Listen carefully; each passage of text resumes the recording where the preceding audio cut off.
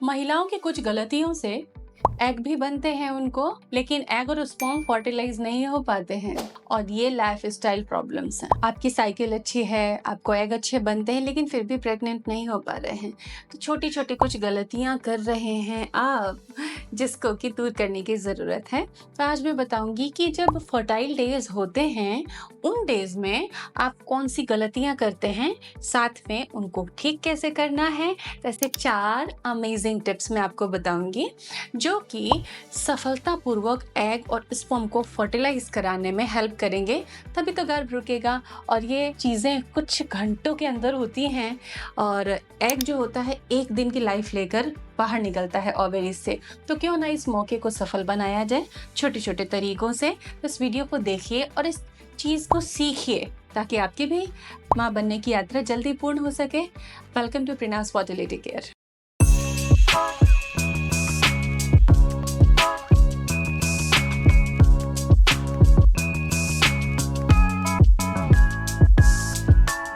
गर्भधारण की शुरुआत तब होती है जब एग स्पर्म से फर्टिलाइज होता है और एक नया जीवन की एक टिनी सी शुरुआत हो जाती है।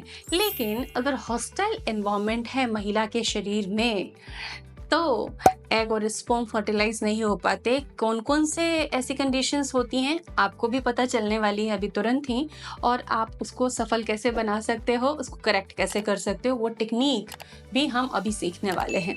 टोटली साइंटिफिक टेक्निक्स हैं। थेरेपेटिक डाइट में आपको इस वीडियो में बताने वाली हूँ।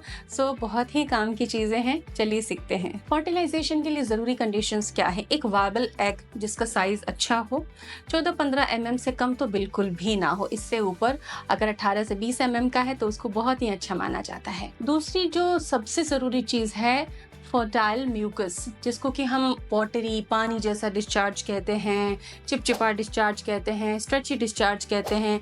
जब कच्चे अंडे को आप तोड़ते हो तो उसका जो पानी जैसा हिस्सा होता है बिल्कुल ऐसा स्ट्रेची सर्वाइकल म्यूकस बनना चाहिए। ये इंडिकेटर है कि आप फर्टाइल हो, आपके हार्मोन्स ठीक हैं। दूसरा, इसका सबसे बड़ा काम है कि स्पर्म्स को जो आपकी बॉडी में एंटर किए हैं उनकी प्रोटेक्शन करना, उनको लाइफ दिए रहना जब तक एग रिलीज नहीं होता है, क्योंकि स्पर्म फीमेल बॉडी में 3 से 4 दिन तक रह सकते हैं।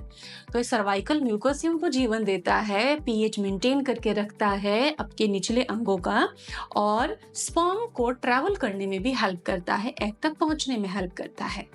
तो सर्वाइकल म्यूकस अगर नहीं बनता तो ये एक बड़ी ही हॉस्टाइल कंडीशन मानी जाती है। फर्टिलाइजेशन के लिए पूरी तरह से विपरीत कंडीशन मानी जाती है। तीसरी जो जरूरी चीज है पोटेंट ट्यूब्स, यानी कि फेलोपियन ट्यूब्स में ही फर्टिलाइजेशन की प्रक्रिया होती है। तो यूट्रस के थ्रू स्पर्म्स पहुंचते हैं फेलोपियन ट्यूब्स में, ओवरीज से एग रिलीज होता है, फेलोपियन ट्यूब्स उसको कैप्चर कर लेती हैं और फेलोपियन ट्यूब्स में ही एग एंड स्पर्म फर्टिलाइज होते हैं। तो ट्यूब्स का काम करते रहना, यानी कि हॉलो होना, खाली होना, उसमें कहीं दबाव, सिकुड़न, बंद होना, एडिशंस होना, स्कार होना, उसमें वो उलझ जाएंगे अगर, तो वो गर्भ स्थापन नहीं कर सकते। तो पोटेंसी होनी चाहिए फेलोपियन ट्यूब्स की। इसके बाद चौथी चीज है एक हेल्दी यूट्रस, जिसकी परत उस फर्टिलाइज्ड एग को धारण करने के लिए तैयार हो, जिसका ब्लड फ्लो अच्छा हो, जिसकी एंडोमेट्रियल थिकनेस 7 mm से ऊपर हो। तो ये चीजें चाहिए होती। अगर ये नहीं होती ना, इनमें से कोई भी एक चीज में प्रॉब्लम होती है ना, तो कंसीव नहीं होता। तो अब मैं क्या टिप्स बताऊंगी, क्या आपको करना है अगर इन चीजों में प्रॉब्लम आ रही है। जो भी बेबी प्लानिंग कर रहे हैं सब पे इम्प्लीमेंट होता है ये तरीका, उनको ये चीजें जान के फॉलो करनी चाहिए ताकि सक्सेसफुल फर्टिलाइजेशन हो और इम्प्लांटेशन की तरफ उनकी प्रेगनेंसी आगे बढ़ सके। सबसे पहले ओव्यूलेशन टाइम आपको ट्रैक करना चाहिए, सिम्टम्स से भी ट्रैक करना चाहिए एंड ओव्यूलेशन किट से भी ट्रैक करना चाहिए। ओव्यूलेशन किट क्या होती है, कैसी होती है, इस पर मेरा डिटेल्ड वीडियो है, मैंने पूरा गाइडेड वीडियो बनाया हुआ है आप लोगों के लिए। तो ओव्यूलेशन प्रोटेक्शन किट आप यूज करें। फर्टाइल विंडो में कांटेक्ट रखें। सर्वाइकल हेल्थ अच्छी होनी चाहिए। उस समय ऐसा कोई काम नहीं करना, एसिडिक फूड नहीं खाने हैं जिससे कि यूटीआई की प्रॉब्लम हो, पेशाब में जलन आ जाए, पेशाब में इन्फेक्शन आ जाए, वजाइनल इन्फेक्शन आ जाए। हाइजीन रखना है, क्लीनलीनेस रखना है अपने निचले पार्ट्स में।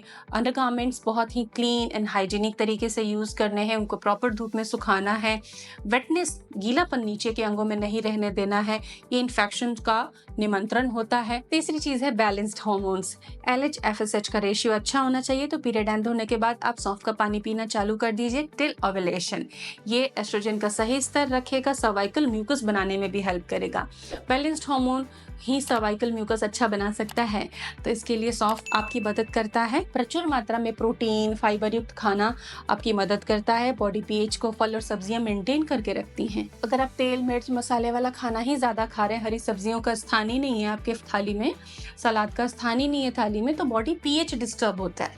और बॉडी पीएच अगर एसिडिक रहता है ना, तो ऐसे में फर्टिलाइजेशन पर इम्पैक्ट जाता है। सोचिए कि पेट का इम्पैक्ट, खाना जो खा रहे हो उसका इम्पैक्ट आपके यूट्रस तक जा रहा है। तो ये बॉडी पीएच है, पूरे बॉडी का एक ही पीएच रहता है, ब्लड इसको मेंटेन करता रहता है। लेकिन आपका खाना अगर गलत होता है तो ब्लड भी काम नहीं कर पाता इफिशिएंटली। इस समय स्ट्रेस, नींद की कमी, स्मोकिंग करना या किसी तरह का एडिक्शन या नशा, जो मेल या फीमेल आजकल तो बहुत तरह के नशे लोग करते हैं, ये चीजें बहुत ही हार्मफुल होती हैं।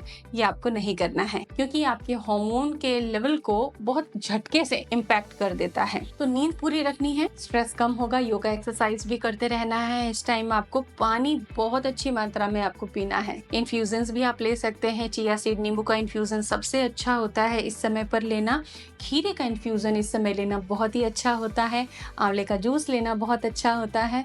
ये चीजें आप पानी के साथ ले सकते हैं। फॉलिक एसिड आपको बराबर लेते रहना है इस समय भी, जो कि अच्छे हेल्थ और एग्स के DNA के लिए जरूरी होता है। एंटीऑक्सीडेंट रिच डाइट, यानी फल सब्जियां हर रोज की डाइट में थोड़ी मात्रा में होनी ही चाहिए। उससे क्या होगा, स्पर्म और एग का DNA डैमेज नहीं होगा, प्रोटेक्टेड रहेगा। तो हेल्दी प्रेगनेंसी मिलने के ज्यादा अच्छे चांसेस बनेंगे। 2.5 से 3 लीटर पानी पीना ही है आपको। अगर आपका एग्जॉशन ज्यादा है, मेंटल वर्कआउट, डिजिटल एक्सपोजर ज्यादा है, तो आधा 1 लीटर पानी आप और बढ़ा लीजिए। हेल्दी फैट्स आपको इस समय जरूर खाने हैं, जैसे अखरोट, चिया सीड, फ्लैक्स सीड्स।